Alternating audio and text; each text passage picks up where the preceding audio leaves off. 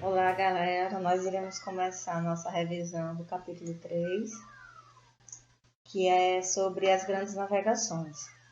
Anteriormente, a gente estudou o fim da Idade Média e o início da Idade Moderna, que foram marcados pelo renascimento comercial e urbano, e também com a crise, do século XIV. E com essa crise do século XIV, houve o fortalecimento da burguesia, a diminuição do poder da nobreza e o surgimento dos Estados nacionais modernos. Aí todos esses fatores eles levaram para que ocorresse esse processo de expansão marítima, que foi dominado como as grandes navegações, que é exatamente o que nós iremos iniciar agora. Então, o processo de expansão marítima europeia ele acontece a partir do século XV. Então, com a crise na produção de alimentos durante o século XIV, deixou evidente o esgotamento de terras cultiváveis na Europa.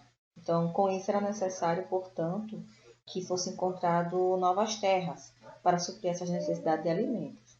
Além do que, a população europeia também ela vinha diminuindo drasticamente. Mesmo no final do século XIV, a população europeia aumentando, mesmo assim faltava mão de obra e havia falta de alimentos. Então, essa expansão marítima,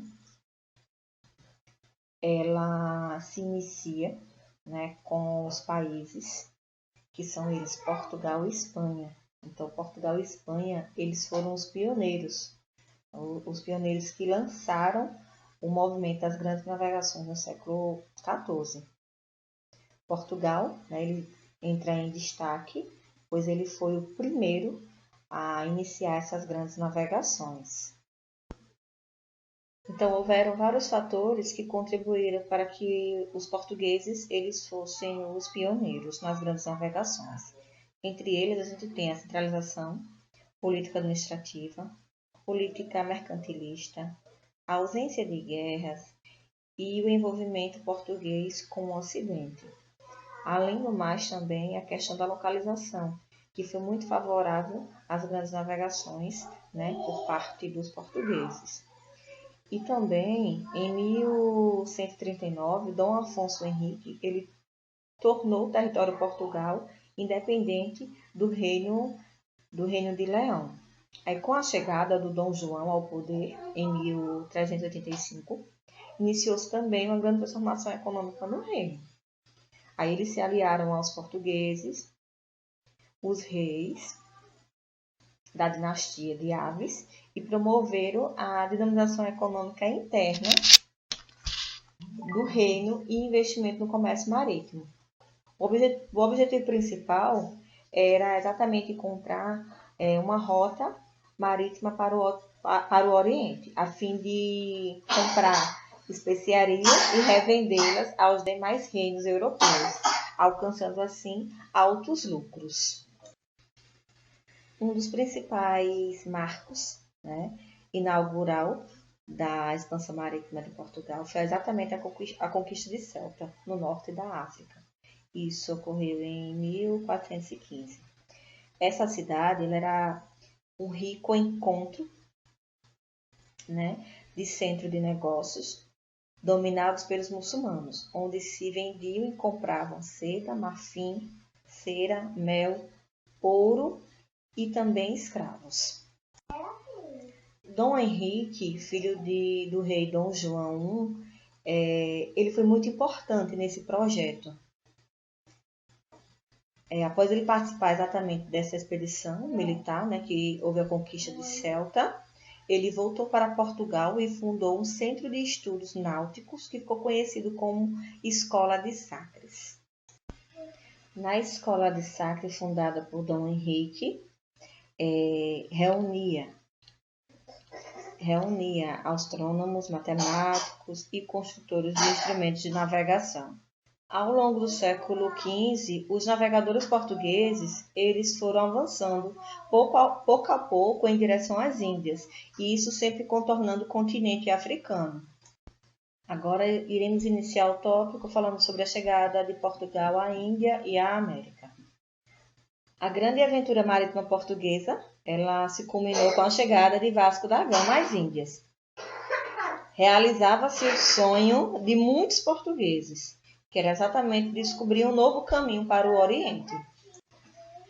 Nesta época, o clima de Portugal era de grande entusiasmo, pois as expedições, embora pequena, retornou a Lisboa com um carregamento de produtos que pagou 60 vezes o custo da viagem. Aí, em seguida, com o retorno de Vasco da Gama a Portugal, o rei Dom Manuel ele organizou uma poderosa esquadra para a Índia. E a intenção era de estabelecer e solidar relações comerciais com o Oriente. Aí, em 1500, foi organizada uma nova expedição para a Índia. Aí faziam parte dessa esquadra de expedições, né? Os navegadores Bartolomeu Dias e Gaspar Lemos, além também de padres, soldados, intérpretes e comerciantes. Contudo, o comando da esquadra foi entregue a Pedro Álvares Cabral, nobre português de 32 anos, sem grande experiência marítima. A esquadra de Cabral partiu de Lisboa, isso no dia 9 de março de 1500. O seu destino principal era a cidade de Calicut, na Índia. No decorrer da viagem, entretanto, essa esquadra de Cabral se afastou da costa africana, indo em direção exatamente às terras americanas. Aí, no dia 22 de abril, ao cair da tarde, os portugueses avistaram um monte alto e arredondado, e ao sul dele uma extensa faixa de terra. O monte avistado pelos portugueses recebeu o nome de Monte Pascoal, e a terra foi batizada com o nome de Ilha de Vera Cruz, e posteriormente foi alterada para a terra de Santa Cruz. Em 2 de maio, a esquadra de Cabral deixou Porto Seguro e seguiu viagem em direção à Índia, a fim de estabelecer tratados de comércio com o povo do Oriente. De ponta a ponta é tudo praia, palma, muito chá e muito formosa. Nela até agora não podemos saber que haja ouro, nem prata, nem coisa alguma de metal ou de ferro. Porém, a terra em si é de muito bom ares. Águas são muitas, infindas, e em tal maneira é graciosa, que, querendo-a aproveitar, dar-se-á nela tudo. Porém, o melhor fruto que dela se pode tirar, me parece que será salvar essa gente. Carta de Pero Vaz de Caminha. Agora nós iremos iniciar as principais conquistas espanholas. Enquanto a navegação marítima se desenvolvia em Portugal, cujo comércio se ampliava em novas direções, os espanhóis enfrentavam o problema de expulsar os muçulmanos, que ainda ocupavam a cidade de Granada, isso no sul da Península Ibérica. Já no ano de 1492, os reis, Fernando e Isabel, uniram forças de seus reinos, Aragão e Castela, e conseguiram expulsar os muçulmanos de Granada. Aí depois disso, os reis deram atenção aos planos do navegador Cristóvão Colombo, que lhes apresentou um novo projeto de navegação para atingir a Índia. Então, de forma diferente dos portugueses, que pretendiam chegar à Índia, como foi feito por Vasco da Gama em 1498, Colombo pretendia atingir o Oriente dando a volta em torno do mundo. Isto é, viajando a partir da Europa no sentido oeste, porque naquela época ele se baseava ainda na ideia de que a Terra era redonda. Com 3 caravelas, Santa Maria, Pinta e Nina, concedidas pelos reis espanhóis, Colombo partiu do porto de Palos no dia 3 de agosto de 1492. Aí, 2 meses depois, em 12 de outubro, um tiro de canhão na caravela Pinta anunciava festivamente sinais de terra.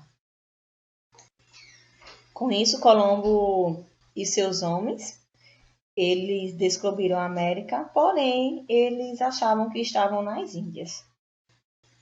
Colombo, ele chegou a comandar mais 3 viagens à América, sempre supondo que tivesse atingido a América.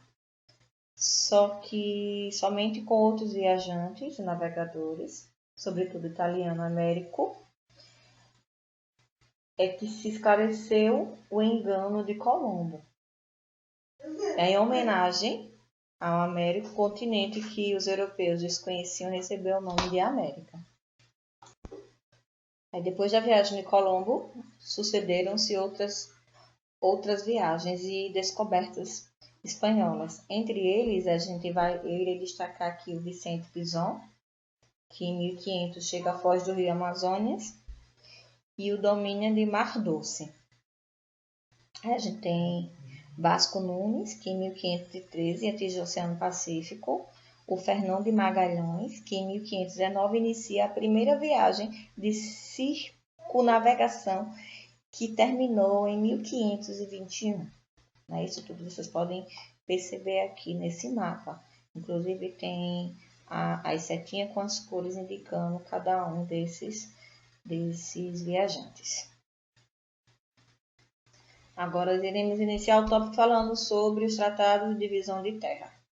Então, com a concorrência espanhola, isso fez com que, com as concorrências espanholas nas navegações, isso fez com que o governo de Portugal ele começasse a se preocupar. Aí ele temia pela rota oriental que procurava e pelas terras que eles já haviam descoberto. Aí, com isso, a descoberta de terras ocidentais pelos espanhóis despertou em Portugal o interesse em assegurar parcela dessa região. Então, as disputas entre esses países foi encaminhado para o Papa Alexandre VI, que em maio de 1493 ele expediu a bula Inter Coetera. Por ela, a Espanha ficava com a posse de terras situadas ao ocidente de uma linha meridiana imaginária, traçada no de polo a polo, a 100 léguas das ilhas de Açores e Cabo Verde. No entanto, o rei de Portugal, Dom João II, considerando que seu país foi prejudicado, protestou a decisão do Papa e não aceitou o acordo. Aí, diante da reação do rei de Portugal, os reis de Espanha aceitaram estabelecer diretamente outro acordo, que resultou em julho de 1494, no Tratado de Tordesilhas.